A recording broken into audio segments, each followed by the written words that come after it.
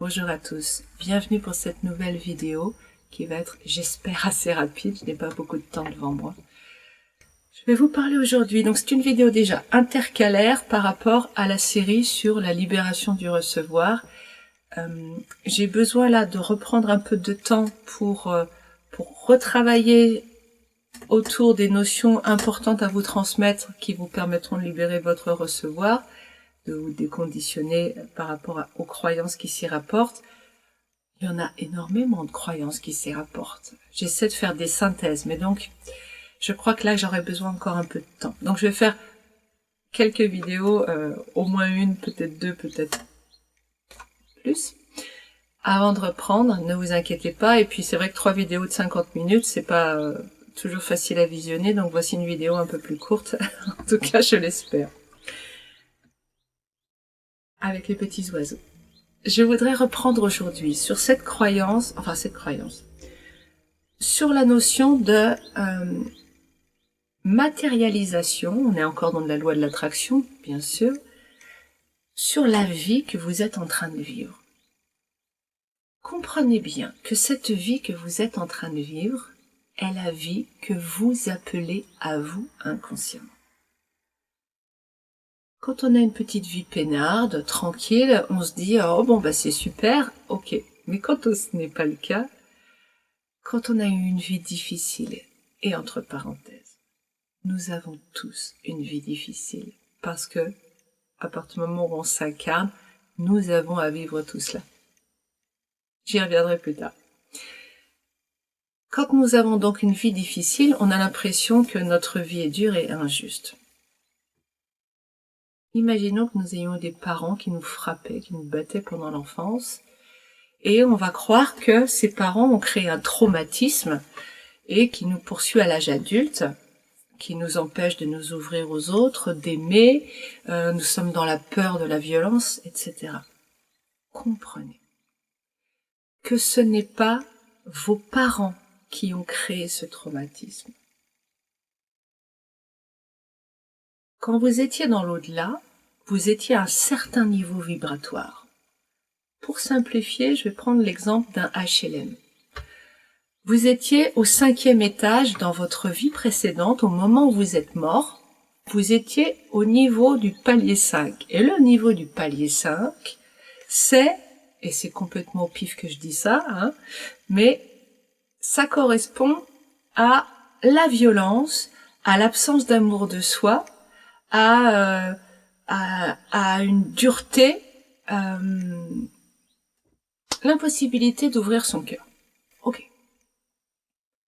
Dans l'au-delà, au moment donc de ma mort, je vis au pilier 5, au palier 5, et quand je passe dans l'au-delà, eh bien je reste dans ce niveau vibratoire-là, parce qu'il n'y a rien qui va me faire évoluer. Pour évoluer, il va falloir que je sois en relation avec des gens différents de moi. Or, dans l'au-delà, on se retrouve, tous ceux qui vivent au pilier 5, au palier 5, se retrouvent. Donc, c'est très difficile d'avancer. C'est pour ça qu'il y a beaucoup de files d'attente pour aller se réincarner sur Terre, entre parenthèses. Quand je vais me réincarner, quels parents je vais avoir? Je vais avoir des parents qui vont être exactement au niveau du palier 5. C'est-à-dire des parents qui sont dans la résonance, qui vont donc être au niveau de la violence, du manque d'amour, de la dureté, et tatati, et tatata, tout ce que j'ai dit avant. Concrètement, ça veut dire quoi? Ça veut dire que, par la loi de l'attraction, j'attire à moi les parents parfaits, parce qu'ils correspondent parfaitement à ce que je suis à l'intérieur de moi. Mais je ne le vois pas. C'est comme si j'avais une plaie dans le dos et que je ne la vois pas, je ne sais pas que j'ai une plaie. Tant que je ne m'appuie pas quelque part sur quelque chose à l'extérieur de moi et que ça fait mal. Oh, mais il y a un truc dans mon dos, oui. Mais si jamais j'appuie dessus, je ne le sais pas. Et cette plaie, elle va bien sûr s'envenimer, aller jusqu'à la destruction du corps. Il ne s'agit pas là de destruction du corps, mais il s'agit de pourrissement de l'âme, on peut dire. Si je ne vais pas vers la lumière, je vais vers la mort. Hein. Je vais vers la souffrance. Je vais vers des choses très très basses. Donc, pour dire globalement les choses simplement, l'idée donc, c'est que je puisse soigner toutes mes plaies. C'est un peu comme nous sommes des lépreux quelque part. Nous sommes inconscients de nos blessures. Et au lieu que ce soit des blessures physiques, hein, parce que c'est ça le principe de la lèpre, on ne sent pas la douleur, donc chaque fois qu'un lépreux se blesse, il ne voit pas, il n'a pas conscience des lésions, et ça finit par se gangréner, ça finit par les membres tombent, se déforment, enfin, il n'y a pas de signal d'alarme. Pour nos blessures internes, nous n'avons pas de signal d'alarme. Pour nos blessures mentales, il n'y a rien là qui me dit « là, tu as un problème ». C'est uniquement la relation aux autres qui va me permettre de comprendre que j'ai une plaie intérieure là dans ma tête. Cette plaie intérieure, ça a un autre nom, croyance. Après, attention à ne pas généraliser parce que oui, les croyances sont inutiles. Vous n'avez pas besoin de croire en quoi que ce soit pour faire face à la réalité. Et plus vous avez de croyances, plus vous êtes dans la souffrance. Mais maintenant, il y a des croyances qui sont aidantes, positives. Donc vous pouvez très bien choisir de croire certaines choses qui vous font du bien. Par exemple, si votre femme disparaît et que vous ne la revoyez plus jamais, vous pouvez choisir de croire qu'elle est partie et qu'elle est heureuse quelque part. Vous pouvez choisir de croire qu'elle est morte et qu'elle s'est fait torturer. Mais quel va être le résultat des deux croyances? Il y en a une, vous vous sentirez plutôt en paix, et l'autre, vous souffrirez. Donc, il y a des croyances qu'on peut, on peut choisir ces croyances quand elles partent du conscient. C'est-à-dire qu'après vos 7 premières années, vous avez quand même la possibilité d'avoir une certaine maîtrise de vos croyances quand vous passez dans le conscient. C'est là toute la difficulté. Bon, je fais un grand tour, je fais un grand aparté. On va revenir à l'essentiel. J'ai donc des blessures intérieures que je ne vois pas, qui sont mes croyances souffrantes. C'est la relation qui va me l'indiquer. Le fait de prendre, d'attirer à moi par la loi de l'attraction, quelqu'un qui est en résonance avec mes blessures, ça veut dire que je vais attirer à moi quelqu'un qui va forcément, et je dis bien forcément, mettre son doigt là où ça fait mal. J'ai besoin de ça. J'ai besoin que mes parents me frappent. C'est horrible ce que je dis, hein. Je dis pas que c'est bien, je dis pas que c'est mal, je ne porte pas de jugement de valeur. On est en train d'être dans un mécanisme. Comment ça marche la vie? J'ai besoin que mes parents me frappent pour prendre conscience que j'ai une blessure à ce niveau-là, qui me dit c'est normal que je me fasse taper dessus. J'appelle le fait qu'on me tape dessus. Et pourquoi j'appelle le fait qu'on me tape dessus? Parce que je crois quelque chose. Je le mérite. Que je dois être puni. Que j'ai fait quelque chose de mal. Que je suis coupable.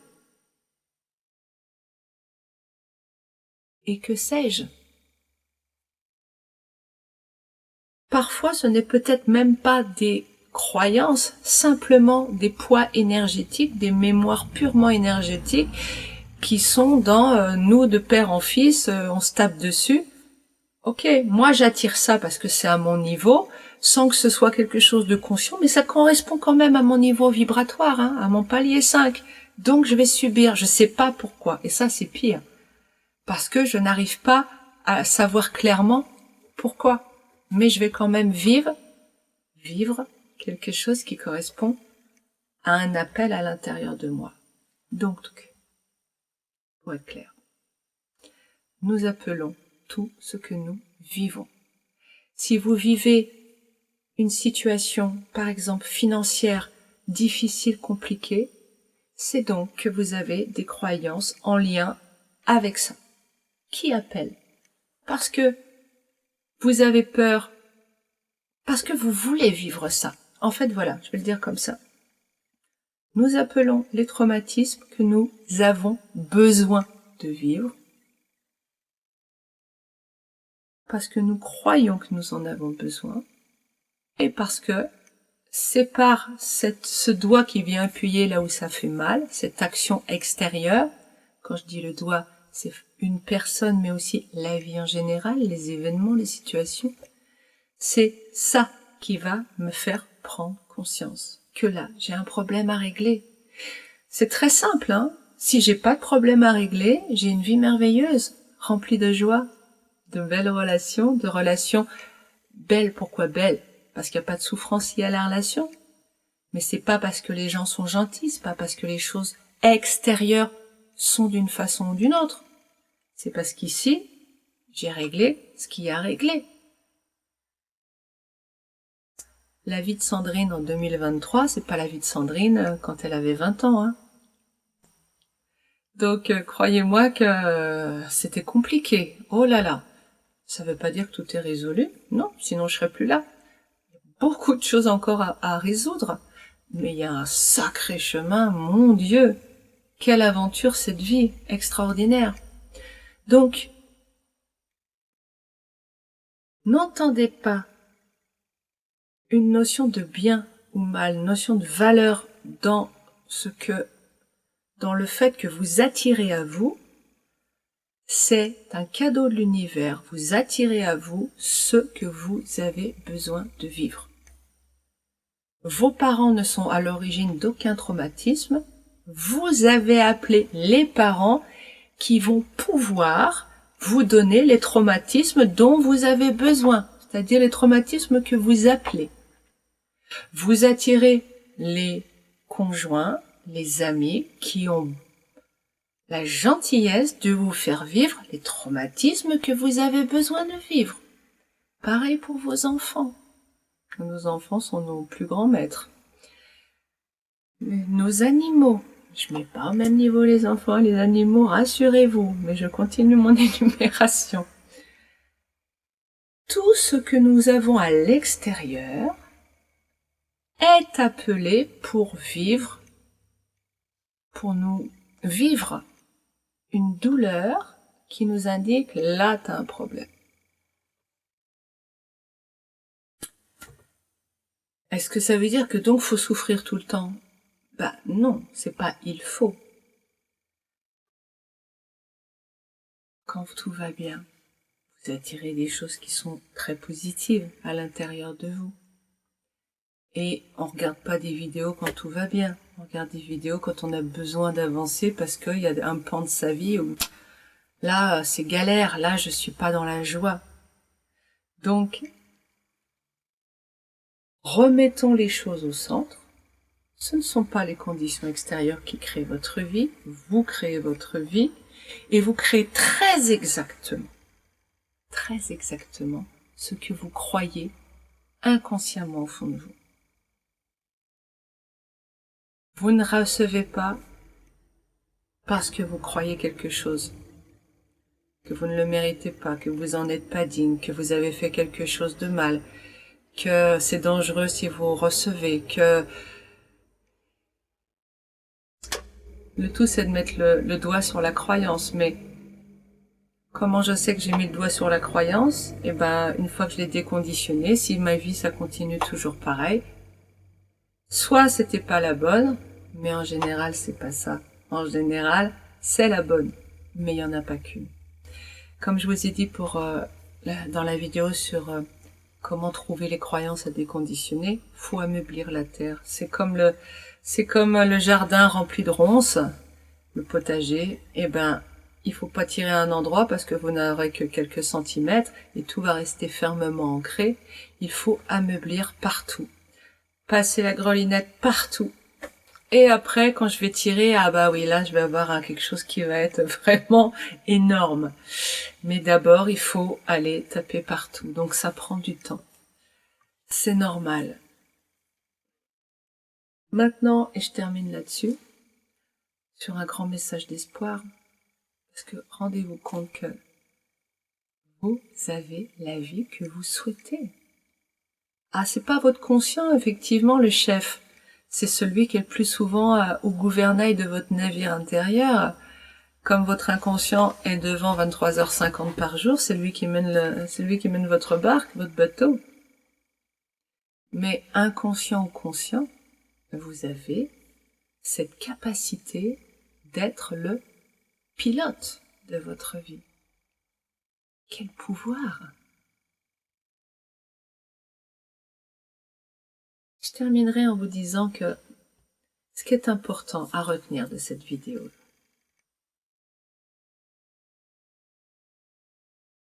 c'est de se détacher de la notion d'injustice. Tout ce que vous vivez est parfaitement juste. Vous ne le savez pas, mais au fond de vous, vous désirez ce que vous êtes en train de vivre. Il est temps d'arrêter de mettre la critique, la faute, la culpabilité sur des gens à l'extérieur de vous, sur vos parents, sur vos amis, sur votre femme qui vous a quitté, sur vos enfants qui sont des égoïstes, sur la vie qui est si dure. Non. Revenez à la base. Ici, il y a un pouvoir incommensurable. Mais ce pouvoir est mal utilisé. Il est utilisé à vous faire souffrir dans votre vie, à vous apporter, alors pour certains c'est une souffrance énorme et perpétuelle, pour d'autres c'est des points de mécontentement. Mais ces points de mécontentement, tout ça, ou cette souffrance perpétuelle n'est qu'un signal d'alarme pour nous dire là il y a quelque chose à nettoyer. Et réussir l'épreuve, c'est réussir à nettoyer. Oui, c'est vrai que quand je mets l'alcool à 90, je le sens passer quand j'ai une plaie. Plus elle est profonde, plus elle date de vie et de vie et de vie antérieure, de mémoire bien lourde, intergénérationnelle, plus c'est compliqué, plus ça demande du temps, de la patience, des efforts. Oui, c'est nettoyer. Une vie qui bascule complètement. Alors ça veut pas dire que ça bascule paf du jour au lendemain, ça peut. Mais c'est souvent plein de petites améliorations, plein de petites transformations fatigantes. Ça je peux en témoigner, c'est vraiment fatigant puisque votre ADN va être vous savez, ça c'est l'épigénétique. Dans notre ADN, nous avons donc un code, nous avons des acides aminés, des séquences, hein, qui permettent d'avoir le plan en fait, le plan du navire intérieur. Et donc, quand on change des choses à l'intérieur de soi, c'est donc dans son ADN. On recompose les parties qui sont possibles de recomposer, parce que tout n'est pas recomposable, hein, mais enfin, pour l'instant c'est ce qu'on dit, peut-être qu'on s'apercevra un jour que tout est recomposable. En tout cas, il y a une partie où on sait très clairement qu'elles peuvent changer, simplement par la pensée, et ces parties-là se transforment. Mais ça prend de l'énergie. C'est recréer la vie, quelque part, sa propre vie. Donc ça demande quand même pas mal d'énergie. C'est fatigant. Bon, ça fait partie du processus. C'est normal, mais quelle joie au bout. Quelle joie. Voilà, je vais m'arrêter là pour aujourd'hui. N'hésitez pas si vous avez des questions. Gardez de la bienveillance envers vous, envers les autres, envers le monde extérieur. Tout est fait pour que vous puissiez avancer. C'est pas toujours agréable, mais c'est nécessaire. Une plaie doit être nettoyée, sinon elle s'infecte. Nos blessures de l'esprit doivent être nettoyées et vous êtes là pour ça. Je vous souhaite une très belle semaine et je vous dis à bientôt.